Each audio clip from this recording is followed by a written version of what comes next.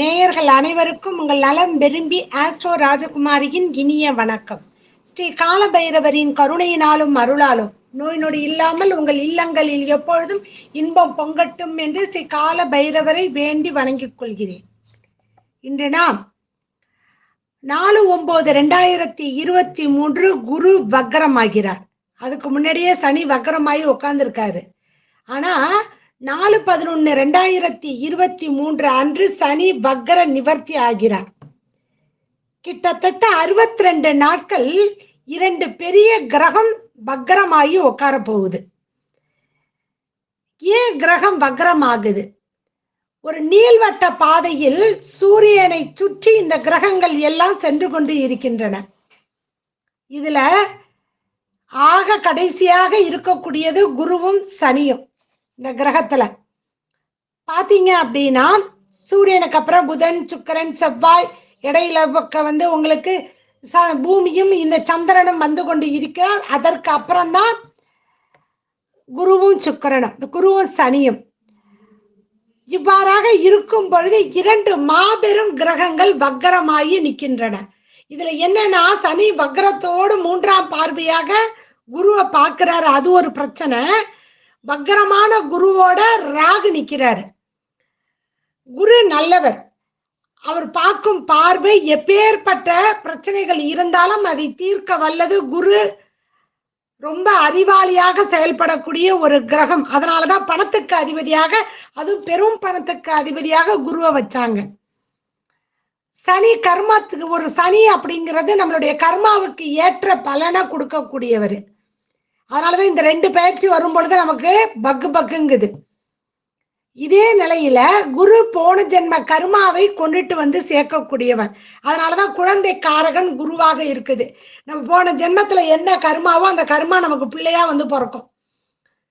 சனி இந்த ஜென்மத்தில் வக்ரமாகி நிற்கும் பொழுது பிறக்கக்கூடிய குழந்தைகள், இல்ல ஒரு ஜாதகத்துல யாருக்கெல்லாம் சனி வக்ரமாகி இருக்கிறாரோ அவரு கண்டிப்பாக அவங்க வாழ்க்கை வந்து ஒரு வேதனைக்கு உரியதாக இருக்கும். ரொம்ப கஷ்டப்பட்டு வரணும், ஒவ்வொரு விஷயத்துக்கும் போராடி வரணும்.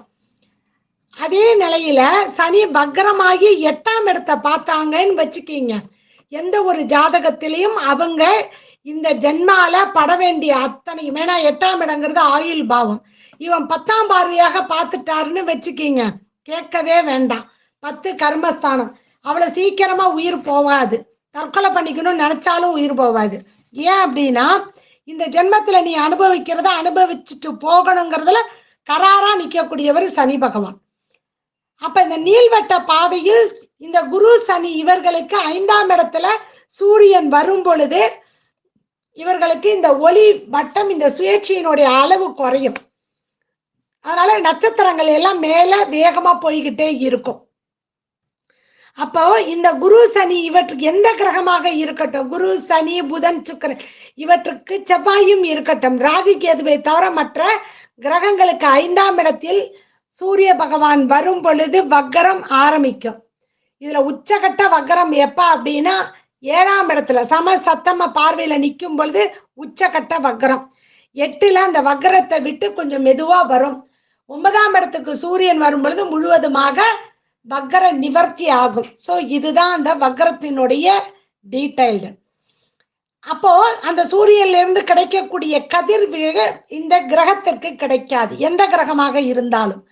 அதுல இந்த குரு சனி இவர்களுக்கு சூரியன்ல இருந்து வரக்கூடிய கதிர்வீக ரொம்ப எட்டி நிற்பதனால் இந்த நீள்வட்ட பாதையில இந்த கதிர்கள் கிடைக்காம போச்சுன்னா அவர்கள் தரக்கூடிய பலன், இப்ப குரு நல்லவர், அவர் கொடுக்கக்கூடிய பலன் கெடு பலனை கொடுக்க மாட்டார், பலன் குறையும். சனி ஏற்கனவே கெட்டவர், அவர் கெட்டவர் இல்ல, நம்ம கர்மாவை வச்சு செய்யக்கூடியவர். அவருக்கு வக்ரம் ஆகும் பொழுது அப்போ அவர் என்ன பண்ணுவார்னா கெடு பலன்களை கொடுக்கக்கூடிய இடத்துல நல்ல பலன்களையும், நல்ல பலன்களை கொடுக்கக்கூடிய இடத்துல கெடு பலன்களையும் கொடுத்துட்டு அவர் மெதுவா போயிடுவாரு. ஜாதகத்துல பாத்தீங்க அப்படின்னா ஒரு ரூல்ஸ் உண்டு. என்ன அப்படின்னா குரு 2, 5, 7, 9, 11 இந்த இடங்களை இருக்கும் பொழுது நற்பலன்களை கொடுத்துருவாரு. 1, 3, 4, 6, 8, 10, 12 இந்த இடங்கள்ல இருக்கும் பொழுது கெடுபலனை கொடுப்பாரு. சனி பகவான் 3, 6, 10, 11 இருக்கும் பொழுது நல்ல பலன்களை கொடுத்துருவாரு. 5, 9 சுமாரான பலன்களை கொடுப்பாரு. 1, 2, 4, 7, 8, 12 இங்க அசுப பலன்களை கொடுத்துட்டு போவாரு. அப்ப நல்ல பலன்களை கொடுக்கிற இடத்துல எல்லாம் அசுப பலன்களை கொடுக்கிற இடத்துல எல்லாம் நல்ல பலன்களை இந்த வக்ரமான காலகட்டங்கள்ல கொடுத்துட்டு போயிடும் இந்த 2 கிரகம். அப்ப அதுல இருந்து கொடுக்கும் பொழுது நம்ம உடல்ல நவகிரகத்துக்கு கீழே தான் நம்ம இருக்கிறோம். அப்ப அதுல இருந்து கிடைக்கக்கூடிய அந்த கதிர்வீச்சுகள் நம்ம உடம்புல படாததுனால குரு என்பவர் பணத்துக்கு காரகனாக அந்த அறிவு என்பது நமக்கு செயல்பாடு கம்மியாகும். சனி என்பவர் நமக்கு மந்தக்காரகன், மந்தமான ஒரு வேலையை நம்ம செய்யக்கூடியவராக அவர் இருப்பாரு. ராஜ மந்திரியாக இருக்கக்கூடிய குரு, மது நிறைந்த அமைச்சராக இருக்கக்கூடிய குரு அங்க புத்தி கெட்டு போகும். புத்தி கூட கிடையாது, புத்தி புதனுக்கு உரியது. அறிவு கெட்டு போகும். அறிவு ஒருத்தருக்கு கெட்டு போச்சுன்னா தவறான ஒரு முடிவை எடுக்கக்கூடிய ஒரு சூழ்நிலை இருக்கும். சனி பகவான் மந்த காரகன், கர்ம காரகன். அப்ப அவர் என்ன கர்மாவை கொடுப்பாரு? இதுல இந்த 62 நாட்கள்ல இன்னும் ஒரு பெரிய இது என்ன அப்படின்னா, சந்திர கிரகணம் இந்தியாவில தெரிய போகுது 28/10/2023 அன்னைக்கு. அதுவும் ஒரு சனிக்கிழமை, அதுவும் அஸ்வினி நட்சத்திரத்தில் இருக்கக்கூடிய ஒரு சந்திர கிரகணம். இந்த சந்திர கிரகணத்தை அன்னைக்கு பாத்தீங்க அப்படின்னா சூப்பரா சந்திரன், ராகு, குரு மேஷத்துல, சூரியன், புதன், செவ்வாய், கேது இது எல்லாமே பாத்தீங்க அப்படின்னா துலாம்ல. கிட்டத்தட்ட சனி சுக்கிரனை தவிர மற்றங்க சம சத்தம பார்வையில் இருக்கக்கூடிய வேளையில் இந்த சந்திர கிரகணம் வருது. அதை நான் தனியா கொடுக்கிறேன். அப்படி இருக்கும் பொழுது அப்ப என்ன கெடுபலன்களை இங்க கொடுத்துட்டு போகும்? ஏன்னா சூரியன், செவ்வாய் இணைஞ்சு நிக்குது, புத்திகாரகன் இணைஞ்சு நிக்கிறான். எங்கெங்கெல்லாம் விபத்துகள் வரும், எங்கெங்கெல்லாம் பிரச்சனைகள் வரும் அப்படிங்கிறதையும் 12 ராசிகளுக்கு இவர்கள் எப்படி கொடுக்க போறாங்கன்னு ஒரு 10 நிமிஷம் ஷார்ட்டா சொல்லிட்டு போறேன். முக்கியமானதை எடுத்து சொல்லிட்டு போறேன். என்ன பரிகாரம், என்ன வழிபாடு செய்யணும் அதையும் சொல்லிட்டு பார்க்கலாம். 12 ராசிகளுக்கு வாங்க. ராசி நேயர்களே, உங்க ராசி அதிபதி 5ஆம் இடத்துல போய் வக்கரமாகி உட்கார்ந்துருக்காரு. ஒரு ஜாதகத்துல கோச்சாரமா இருக்கணும், இல்ல ஜாதகத்துல ராசி அதிபதியோ லக்னாதிபதியோ வக்ரமாக கூடாது. 10க்கு 2க்கும் 3க்கும் அதிபதியான சனி பகவான் அவர் 3ஆம் இடத்துல போய் முயற்சி ஸ்தானத்துல வக்ரமாகி உட்கார்ந்துருக்காரு.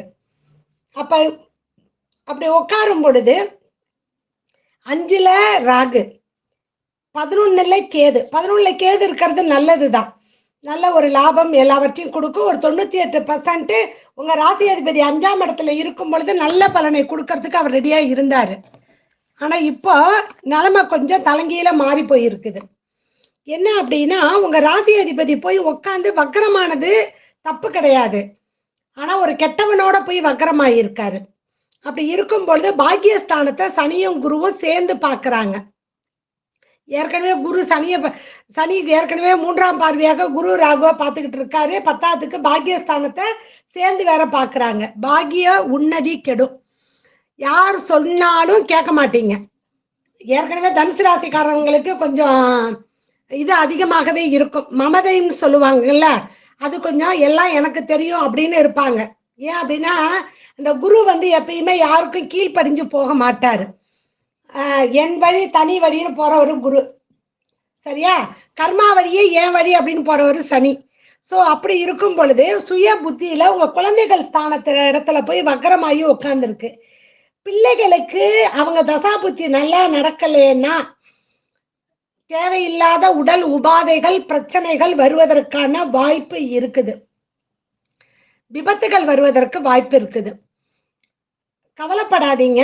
தெய்வ அனுகிரகத்தினால் உங்களுடைய குலதெய்வ வழிபாடு, பித்திருக்கள் வழிபாடு புரட்டாசி மாசமும் ஒவ்வொரு அமாவாசை என்று குலதெய்வ வழிபாட்டையும் பித்திர்களுக்கு செய்ய வேண்டியதையும் செஞ்சீங்கன்னா எப்பேற்பட்ட ஆபத்தில் இருந்து தப்பிச்சிடலாம். 2 கண்ணு மாதிரி அதை 2ஐயும் ஃபாலோ பண்ணணும். அப்ப இந்த பாக்கியஸ்தானத்தை பாக்கிய தடையை கொடுக்கறதுக்கு 2 பேர் ரெடியா நிக்கிறாங்க. தந்தையின் உடல் உபாதைகள் ஏற்படுவதற்கு வாய்ப்பு இருக்குது. பாக்கிய தடை எப்படியெல்லாம் வரும் அப்படின்னா, உங்களுக்கு வரவேண்டிய ஒரு ப்ரமோஷனோ இல்ல வரவேண்டிய ஒரு பணமோ இல்ல எனக்கு இது ஈஸியா கிடைக்க வேண்டிய ஒரு வேலையோ இதெல்லாம் தடை ஏற்படும். ஏன்னா 10ஆம் அதிபதியான புதனும் சேர்ந்து 11 லாபஸ்தானத்துல கேதுவோட இணைஞ்சு உட்கார போறாங்க. இணைஞ்சு உட்காரும் பொழுது அப்பயும் தடையை ஏற்படுத்தி கொண்டு இருக்கக்கூடிய ஒரு சூழ்நிலையை சூரியன் செவ்வாய் ஏற்படுத்திடும். செவ்வாய் நட்பு கிரகமாக இருந்தாலும் கூட ஒரு கிரகணம் ஏற்பட போகுது, சந்திர கிரகணம். அதனால அது தடையெல்லாம் கொடுக்கும். ஏன்னா கிரகணத்துக்கு முன்னாடி 7 நாள், பின்னாடி 7 நாள், அதுவே ஒரு 15 நாள் ஐப்பசி மாசத்துல போயிடும். புரட்டாசி மாசம் முழுவதும் புதன் உங்களுக்கு 10ஆம் அதிபதியாக இருந்து ஆட்சி வீட்டுல அமர்ந்து இருக்கும் பொழுது கூட பாத்தீங்க அப்படின்னா அந்த காலகட்டத்துல சனியும் குருவோடையும் அவரு பார்வை இல்லாமல் இருந்தால் சஷ்டாஷ்டத்துல நின்றுட்டு இருப்பாங்க 2 பேரும். அப்படி இருந்தாலும் கூட ஒரு பாக்கியத்தை கொடுக்கக்கூடியவன், லாபஸ்தானத்துக்குள்ள கொடுக்க வேண்டியவர்கள் இவர்கள் எல்லாம் கொஞ்சம் பாதிக்கப்பட்டு இருக்கிறதுனால கொஞ்சம் பிரச்சனையை கொடுக்கும். செவ்வாய் என்னதான் நட்பு கிரகமா இருந்தாலும் அவரே விரையாதிபதி. அவரோட இதுலதான் சனி போயிட்டு இருக்காரு. அவிட்ட நட்சத்திரத்துல அவர் இந்த செவ்வாயோடைய நட்சத்திரத்துலதான் போய்கிட்டு இருக்காரு. பிள்ளைகள் ஸ்தானத்திற்கு அது பாதகாதிபதி இடம். பிள்ளைகளால் ஒரு பாதகம் ஏற்படுவதற்கான வாய்ப்பு இருக்கு. பிள்ளைங்க ஏதாவது சண்டை சச்சரவு இல்ல பிரச்சனை இழுத்தாந்து கொடுக்குங்க. காலேஜோ ஸ்கூலோ எல்லா இடத்துலயும் இருந்து பிள்ளைகளால் பிரச்சனைகள் வரப்போகுது. அதுக்கு ரெடியா இருங்க. கோவப்படாம எல்லாத்தையும் எப்படி பிரச்சனைய அணுகுவது எப்படி அப்படிங்கிறதுல ரொம்ப நிதானத்தை கடைபிடித்தால் பிரச்சனைய ரெண்டே வழியில தாங்க சல்லுது பண்ண முடியும். ஒண்ணு சூட்டோட சூடா பண்ணாம அப்படியே ஆற போடுறது, பிரச்சனை அப்புறமா அதுக்கு சொல்யூஷன் எடுக்கலான்னு. அது கொஞ்சம் அந்த பிரச்சனை, சில பிரச்சனை உடனே முடிவெடுக்கிற மாதிரி இருக்கும். இல்ல ஸ்கூல்ல போய் காலேஜ்ல போய் பிரச்சனை எடுத்துட்டுதா அப்படின்னா அப்ப என்ன பண்ணலாம், உடனே போய் ரொம்ப சாரி கேட்கலாம். இல்ல இனிமேல் இப்படி நடக்காதுன்னு அந்த பிரச்சனையை என்ன பண்ணலாம், தாழ்ந்து போவதனால் அந்த பிரச்சனையை சமாளிச்சிடலாம். இந்த உடனே பிரச்சனை நடக்கக்கூடிய இடமெல்லாம் இருக்குது பாருங்க. இந்த பிள்ளைகள் ஏதாவது பிரச்சனையை கொண்டுட்டு வந்து நமக்குள்ள சண்டை சச்சரவு இதெல்லாம் இம்மிடியட்டா கொண்டு வந்து நிப்பாட்டும் பொழுதோ இல்ல காதல் வயப்பட்டு இது இருக்கும் பொழுதோ சில விஷயத்த கண்டும் காணாம இருந்து அந்த பிரச்சனை கண்டும் காணாம அதை எப்படி அணுகிறது அப்படிங்கிறதுக்கு லெவலுக்கு போகணும். அதுதான் இங்க நீங்க பண்ண வேண்டிய வேலையாக இருக்கணும். ஒண்ணு. அதே நேரத்துல பிள்ளைகளுக்கும் உங்களுக்கும் மனஸ்தாபங்கள் வருவதற்கான காலகட்டம் இந்த காலகட்டம். அதனால அது ரத்தம் விட்டு கொடுக்காது. அனுபவம் நிறைஞ்ச நம்ம விட்டு கொடுத்துதான் போகணும். அதுக்கு ரெடியா இருங்க. ஏன்னா 5ஆம் இடத்துலதான் சந்திர கிரகணம் இருக்குது. பிள்ளைகள் தனுசு ராசிக்காரருடைய பிள்ளைகளுடைய மனப்போக்கு ஒரு மாதிரியாக இருக்காது. 28/10/2023 முன்ன ஒரு 7 நாள் பின்ன ஒரு 7 நாள் கணக்கு போட்டுக்குங்க, 15 நாள். அப்ப அந்த ஐப்பசி மாசத்துல அக்டோபர் மாசத்துல பாத்தீங்க அப்படின்னா கொஞ்சம் பிள்ளைகள் அக்டோபர் நவம்பர்ல இந்த பிள்ளைகள் இந்த சந்திர கிரகணம் ஏற்பட்டு அது இந்தியாவில தெரியறதுனால நிறைய மன சங்கடங்கள் பிள்ளைகளுக்கு ஏற்படும். அப்ப அதனால அவர்களுக்கு எது நல்லது எது கெட்டதுன்னு தெரியாம அவர்கள் இருப்பாங்க. அதனால அதை கொஞ்சம் யோசிச்சு செயல்படுங்க. பிள்ளை பேருக்கு நாங்க டாக்டர் கிட்ட போய் ட்ரீட்மெண்ட் எடுக்கிறோம் அப்படின்னா இப்போதைக்கு வேண்டாம். 5ஆம் இடத்துல குரு நின்னாலே பாவக காரக நாஸ்தி. 5ஆம் பாவத்திற்கு உரியவனாக இருக்கக்கூடிய செவ்வாய் இருந்து பார்த்தாலும் கூட வக்ரமாயி குரு இருக்கும் பொழுது தயவு செய்து வேண்டாம். அதனால இப்போதைக்கு ட்ரீட்மெண்ட்டை எடுக்க வேண்டாம். குரு வக்ர நிவர்த்தி ஆனதுக்கு அப்புறமே 12 ராசிக்காரர்களும் குழந்தைக்காக ட்ரை பண்ணி IVF எடுத்தீங்கன்னா நல்லா இருக்குங்கிறதா என்னுடைய திட்டவட்டமான கருத்தும் கூட. ஏன்னா கிரக நிலை நல்லா இல்லை. அதனால சனி பகவான் 10ஆம் பார்வையாக விரயத்தை பார்க்கிறாரு. அப்ப விரயங்கள் உடல் உபாதையினால் மருத்துவ செலவு ஏற்படுவதற்கான காலகட்டமாக இருக்கும். அயனசயன சுகம் கெட்டு போகும். பிரச்சனையினால தூக்கம் வராம ஓய்ந்துகிட்டே இருப்பீங்க. சோ இது நடக்கும். உங்க ராசியவே குரு ராகு பார்க்கறதுனால உங்களுக்கு வயிறு சம்பந்தப்பட்ட பிரச்சனைகள் வருவதற்கு, வயிறு அல்சர் வரலாம், அல்லது ஃபுட் பாய்சன் ஆகி அதனால பிரச்சனைகள் வரலாம். இல்ல வயிறுல லேசா கட்டி மாதிரி இருக்கு அப்படின்னு எல்லா டெஸ்டும் எடுத்து பார்த்து ஒண்ணு இல்லை அப்படின்னு சொல்லக்கூடிய ஒரு சூழ்நிலை இவையெல்லாம் வருவதற்கான வாய்ப்பு இருக்குது. அதனால உடல் நலத்தை பார்த்துக்குங்க. அரசியல்வாதிகளை பொறுத்த வரைக்கும் ஐப்பசி மாசம் கவனமாக இருக்கணும்.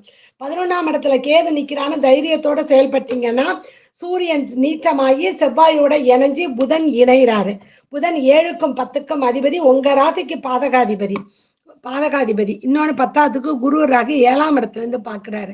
பொதுஜன தொடர்போடு பிரச்சனைகளை எதிர்கொள்ளக்கூடியதாகவும் அதே நேரத்துல நீங்க எப்பயோ பேசின ஒரு பேச்சை இன்னைக்கு எடுத்து வச்சுக்கிட்டு எல்லாம் அலசி ஆராய்ஞ்சி பேசக்கூடிய ஒரு காலகட்டமாக இருக்கும். ஏன்னா 2ஆம் அதிபதி தான் 3ல போய் வக்ரமாயி உட்கார்றாரு சனி. அதனால பிரச்சனை இருக்கும். தாயின் உடல்ல உபாதைகள் கொஞ்சம் வருவதற்கான காலகட்டமாக அது இருக்குது. 4ஆம் இடம் உங்களுக்கு தாய் ஸ்தானம், உங்க ராசி அதிபதி 5ல போய் உட்கார்றாரு. அப்படி 5ல போய் உட்காரும் பொழுது தாய்க்கு உடல் உபாதைகளை கொடுக்கக்கூடிய காலகட்டமாக அது இருக்குது. தொழில் முனைவோர்கள், நீங்க புரட்டாசி மாசம் தொழிலை நீங்க இம்ப்ரூவ் பண்ணணும்னா பண்ணிக்கிங்க. ஆனா ஐப்பசி மாசம் பண்ணாதீங்க. அது உங்களுக்கு நல்லதொரு பாக்கியத்தை கொடுக்காது. அதனால தொழில் ஏதாவது புதுசா தொடங்கணும், இதெல்லாம் நீங்க ஏதாவது பண்ணணும் அப்படின்னா புரட்டாசி மாசத்துல சின்னதா ஆரம்பிச்சு நீங்க டெவலப் பண்ணிக்கிட்டு அதுக்கப்புறம் கொஞ்சம் கொஞ்சமா படிப்படியா இம்ப்ரூவ் பண்ணிக்கிங்க. அதுக்கு முன்னாடி நீங்க இல்ல நான் புரட்டாசி மாசம் நல்லா இல்ல ஐப்பசி இல்ல கார்த்திகையில பண்றேன் அப்படின்னா கொஞ்சம் அதை யோசிச்சு உங்க தசாபதிகளுக்கு ஏற்ற மாதிரி செஞ்சீங்கன்னா நல்ல பலனை கொடுக்கும்.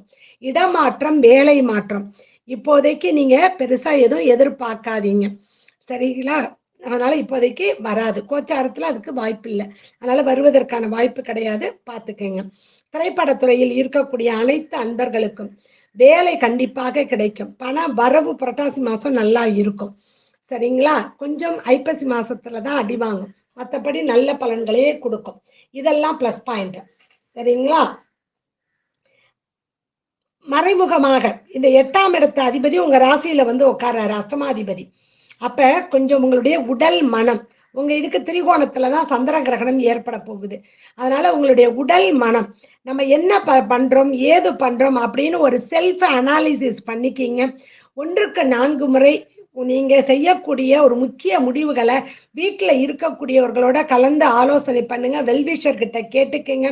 கேட்டு அதன்படி நடந்தீங்க அப்படின்னா நல்ல பலன் உங்களுக்கு கிடைக்கும், சரிங்களா? மற்றவர்கள் சொல்றத கொஞ்சம் காது கொடுத்து கேளுங்க, அது கேட்டீங்கனாலே போதும். அது உங்களுக்கு நல்ல பலனை கொண்டுட்டு கொடுக்கும். ஏன்னா சுயபுத்தி இடத்துல ஒரு பிரச்சனை இருக்குது அப்படின்னா சொல்புத்தி இடத்துல நமக்கு ஒரு 10 பாயிண்ட்ஸ் வந்ததுன்னா அதுல கண்டிப்பாக ஒரு பாயிண்ட் நமக்கு நல்ல சாதகமாக வரும். எல்லாத்தையும் எழுதி வச்சு பார்த்தோம்னா அதை செய்யறது நல்லது. வெளிநாட்டு யோகம், வெளிநாட்டிலிருந்து வரக்கூடிய செய்திகள் இவை அனைத்துமே உங்களுக்கு 30-10 ராகுகேது பயிற்சியில கிடைக்கும்.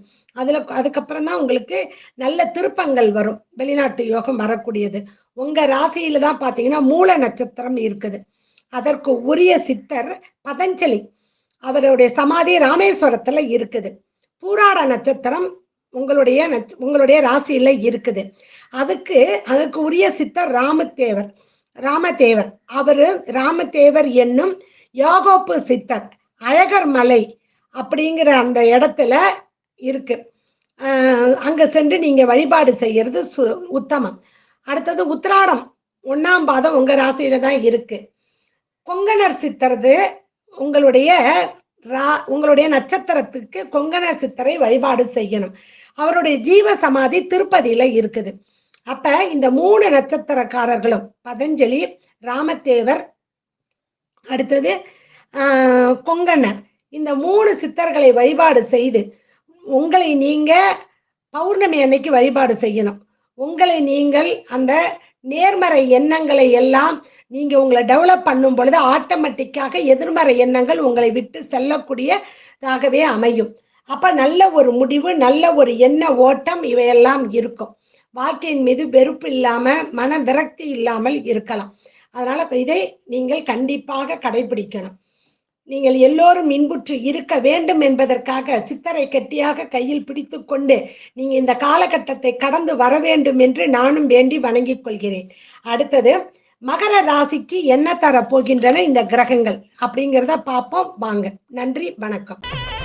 ஸ்ரீ குபேரன் டிவியை பார்த்தமைக்கு நன்றிகள். மேலும் இது போன்ற தகவல்களை தெரிந்து கொள்ள ஸ்ரீ குபேரன் டிவியை சப்ஸ்கிரைப் செய்யுங்கள். மறக்காமல் பெல் ஐக்கானை கிளிக் செய்யுங்கள்.